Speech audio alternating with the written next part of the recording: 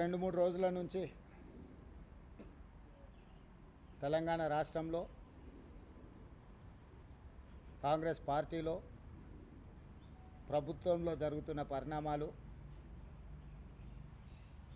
వివిధ అంశాల ప్రాతిపదికన మీడియాలలో వార్తలు రావడం జరుగుతున్నది. జగిత్యాలకు సంబంధించిన డాక్టర్ సంజయ్ శాసనసభ్యుడిని ఈ ప్రభుత్వం రైతులకు చేస్తున్న రుణమాఫీ, ఈ ప్రభుత్వం అమలు చేస్తున్న 6 గ్యారెంటీల విషయంలో జగిత్యాల నియోజకవర్గ అభివృద్ధి కోసం వారు ప్రభుత్వానికి సహకరించి నడవాలని నిర్ణయించుకున్నారు. ఆ నిర్ణయాలలో భాగంగా 40 సంవత్సరాల నుంచి జగిత్యాల శాసనసభ నియోజకవర్గమే కాదు, కరీంనగర్ జిల్లా ఆనాడు ఉమ్మడి ఆంధ్రప్రదేశ్లో కాంగ్రెస్ పార్టీ కార్యకర్తలకు అండగా నిలబడి ఎప్పటికప్పుడు ప్రజా సమస్యలను లేవనెత్తి ప్రజల పక్షాన నిలబడి కొట్లాడిన పెద్దలు జీవన్ రెడ్డి గారు జగిత్యాల శాసనసభ నియోజకవర్గంలో ఉన్న ప్రజలు కాంగ్రెస్ పార్టీ కార్యకర్తలకు వారు అండగా ఉంటూ వచ్చారు. ఈ జరిగిన పరిణామాలు కొంతవారు మనస్తాపానికి గురి అవ్వడం, మా వైపు నుంచి కూడా సంపూర్ణంగా సమన్వయం చేయడంలో పిసిసి తరఫున కూడా తీసుకోవాల్సిన ముందస్తు జాగ్రత్తలు తీసుకోకపోవడం వల్ల కొంత గందరగోళ పరిస్థితి ఏర్పడ్డది. తక్షణమే ఈ గందరగోళ పరిస్థితిని సరిదిద్దడానికి పార్టీ నాయకత్వం, ముఖ్యంగా మిత్రుడు శ్రీధర్ బాబు గారు చొరవ చూపించి పెద్దలు జీవన్ రెడ్డి గారిని సంప్రదించి అధిష్టానానికి వివరాలు అందజేసి అప్పటికప్పుడు హుటాహుటిన ప్రభుత్వానికి, కాంగ్రెస్ పార్టీకి, కార్యకర్తలకు ఎలాంటి కష్టం, ఎలాంటి నష్టం జరగకుండా వారు ముందు నిలబడి వెంబడే చర్యలు చేపట్టడం, అదేవిధంగా అధిష్టానం కూడా జీవన్ రెడ్డి గారి అనుభవం, జీవన్ రెడ్డి గారికి ఉన్న గౌరవం, జీవన్ రెడ్డి గారికి ఉన్న కమిట్మెంట్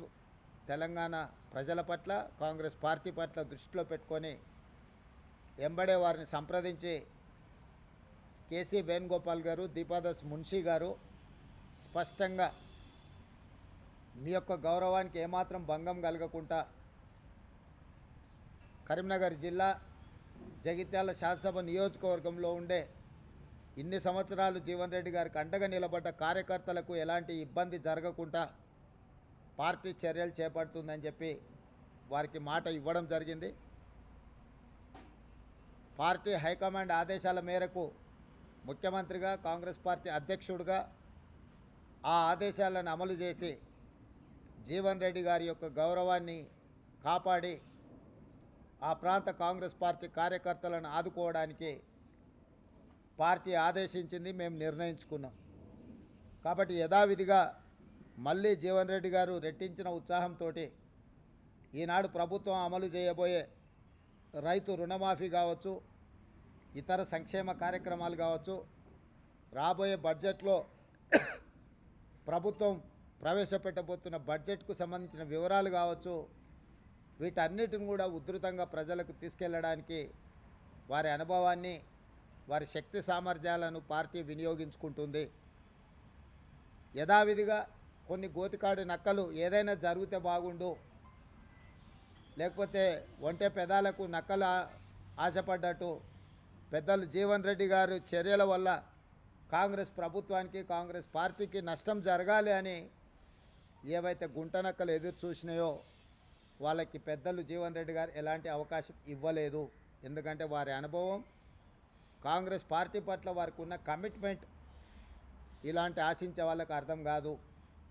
కాబట్టి ఈరోజు మీడియా మిత్రుల ద్వారా తెలంగాణ ప్రజలకు, జీవన్ అనే అభిమానులకు, కాంగ్రెస్ పార్టీ కార్యకర్తలకు ఈ ప్రభుత్వంలో, ఈ పార్టీలో వారి గౌరవానికి, వారి అనుచరులకు, వారి సహచరులకు, కాంగ్రెస్ పార్టీ కార్యకర్తలకు ఎలాంటి కష్టము నష్టం జరగకుండా పార్టీ చర్యలు చేపడుతుందని పార్టీ ఆదేశించింది, చేపట్టాలని చెప్పింది. అవి తప్పకుండా అమలు చేస్తామని చెప్పి ఈ సందర్భంగా మీ ద్వారా అందరికీ తెలియజేస్తున్నాను.